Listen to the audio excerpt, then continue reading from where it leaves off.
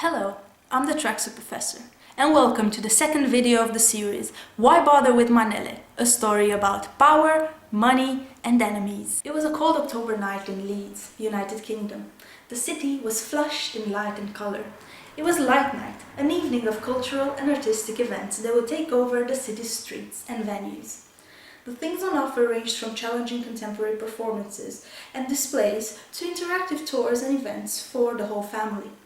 As I was munching on my burger on one of the commercial streets in the city centre, trying to soak in all the visual and sonic information that bombarded me that day, something caught my eye. A group of people were stood in a semicircle, taking turns in coming to the front and busting some dance moves for the amusement of everyone else. They had no musical instruments, but they were equipped with a mobile phone, whose speakers at maximum volume were boosting a familiar sound.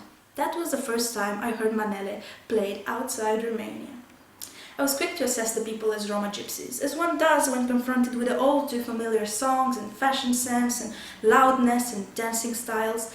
The entrepreneurial lady trying to sell me roses in broken English also helped speed up the associative process in my head.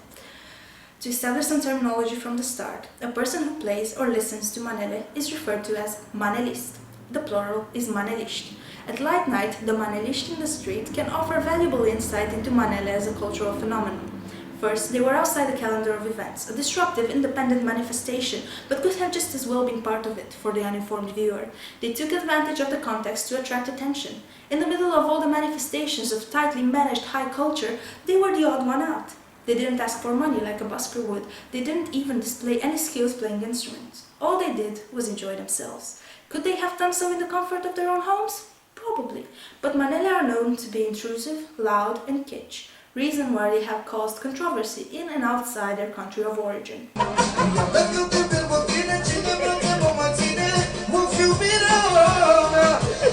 To explain, over 10 years ago, in a Romania still fighting the long battle of transition from communism to democracy, Manele were the music of the masses. Little stigma was attached to them, and manelist would appear on the main TV channels. This culminated with one particular manifestation on the National Day when the Romanian anthem was performed as a mana, as part of a campaign.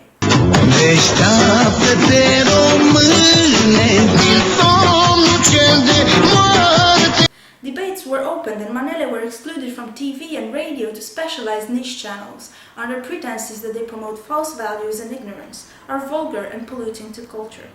Overall, they were thought to hinder the country's progress towards the much sought-for European integration. The West, with its civilizing force, was calling, but our ears, deafened by Manele, could not hear it properly. When the attacks to the actual music genre ceased, mainly due to the emergence of far worse types of music around the pop house scene, criticism started focusing on the protagonist of Manele. It was getting personal.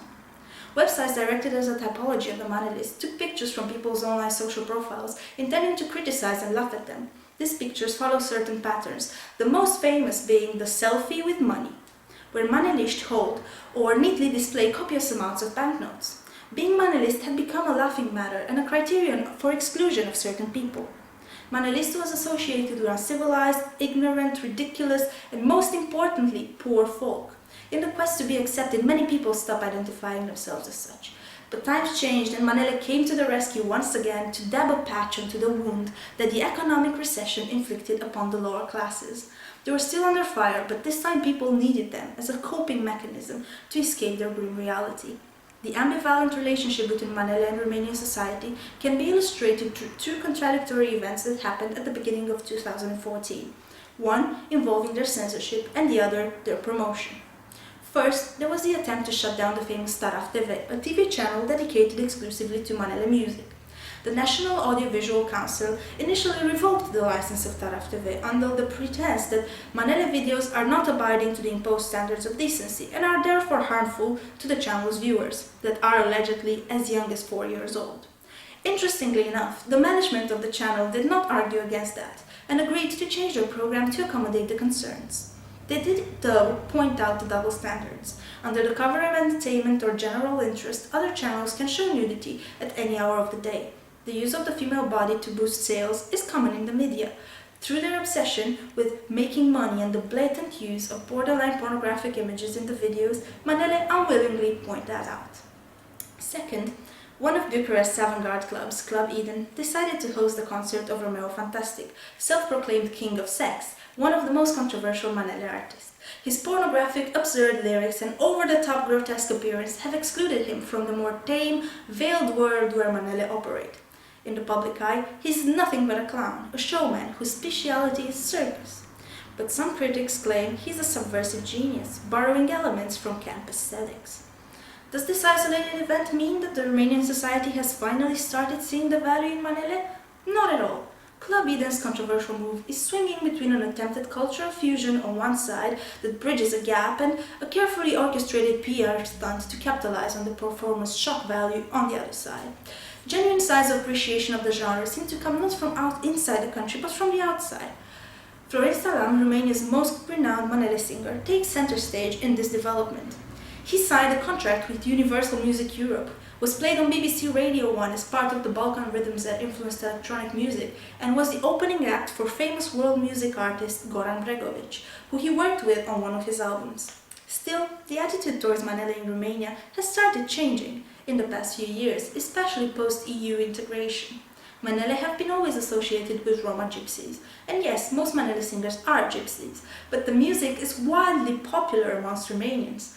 The new anti-discrimination policies that came from Europe toned down the preferred racist argument against Manele.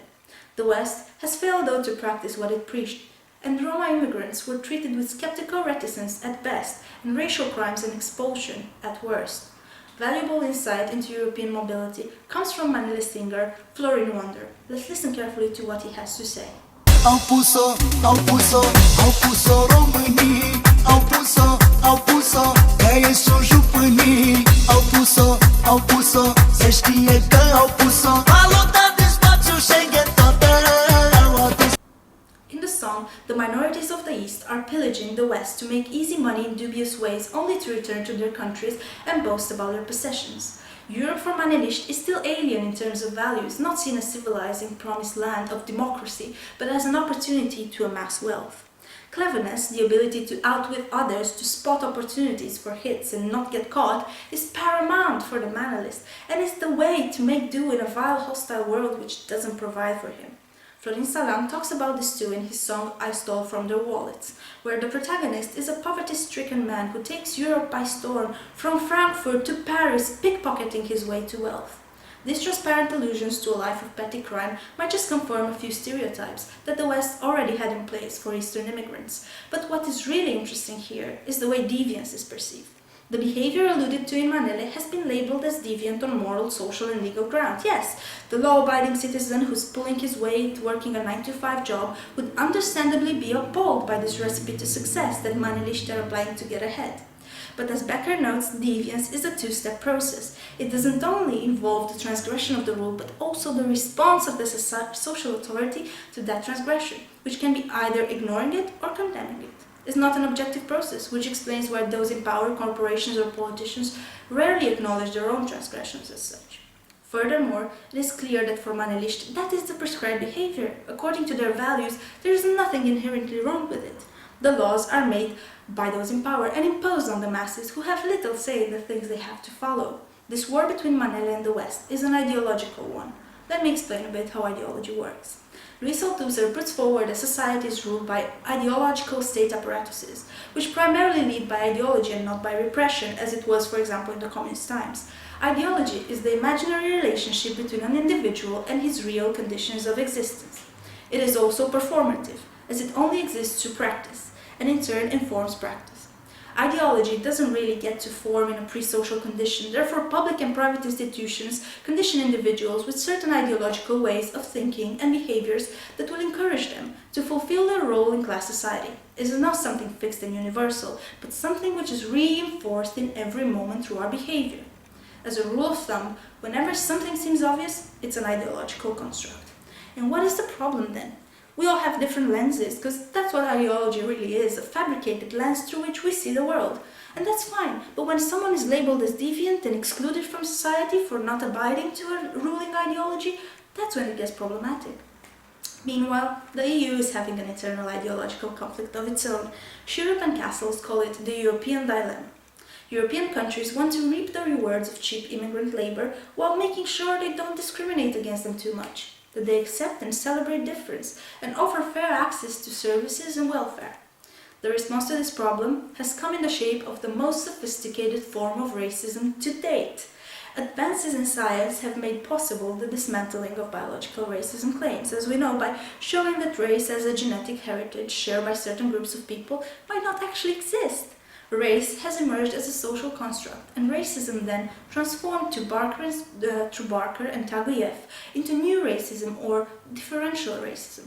These new forms of racism argue that it is not race that causes discrimination, but cultural difference. If a certain culture, let's say Western culture, is perceived as superior, it will tend to be unable to relate to other cultures of immigrants, for example, because it sees them as inferior, less civilized. This causes it to either reject or try to absorb them. But a quick fix has been found to this issue as well. Campaigns, policies, and consultancies have now been put in place for the very celebration of difference. Cultural diversity became a matter of pride for institutions such as universities or businesses. A new quotient has been developed to measure cultural intelligence, individuals' abilities to adapt to multicultural environments and negotiate difference. So what seems to be the issue then? Manele come to help us clarify this yet again. Despite the fact that the YouTube comment section at most Manele videos is filled with ethnic slurs from Romanians to Gypsies and the other way around, in Manele music ratio, discrimination is rarely discussed. The emphasis here is on different kind of stigma, the economic one. Poverty is the greatest shame for a manelist, and he realizes that only by getting enough money will he ever be able to feel powerful and earn the respect of his peers. For this type of racism, there are only two races, the rich and the poor. Benn Michaels advances theory in his book The Trouble with Diversity, How We Learn to Love Identity and Ignore Inequality. Sugarcoating difference is being used by those in power as a tactic to move the focus on identity and away from inequality, from class struggle. On the other end of the spectrum, some EU states have been manipulating news stories to associate crime with a certain nationality. Either positive or negative, this focus on difference shifts the public's attention away from the injustices that governments do. I argue that the reason Manele are so controversial is that they have the nerve to challenge that inequality. Not through protesting through the music, but through practice. Cultural difference is good as long as it's contained, institutionalized, as long as it keeps people in their place and is not threatening. Manelists short-circuit the social ladder and a capitalist ideology that in order to be rich and successful you have to put in the hours and work hard. But their ability to make quick and easy money and their preference for ostentatious luxury upsets not only those in power, who feel threatened by Manele, which have a great sphere of influence in the underground economy, but also the middle class, who is struggling to justify through imaginary ethical concerns the reason why they work so hard for low wages. Manele don't change the status quo in any way, but they don't accept it either. Their disobedience manifests itself by the refusal to play their role in the economy. Manelists are renowned for not paying tax on their revenues. They often start their own small businesses, work for the mafia, or do combinations or speculations. Going to school is also an issue, as there is a great emphasis in Manele on native intelligence, talent, and the school of life, experience as opposed to academic learning. As we will analyze in more depth in the next videos, society's response towards Manele is a racist one, but on the basis of the new knowledge that we learned. This way, their money is not taken seriously as an indicator of status and power. Emphasis is placed on their illusory richness, their uncivilized behavior, and lack of formal education. In a nutshell, being poor is seen as their inescapable reality, as it is tied in their identity.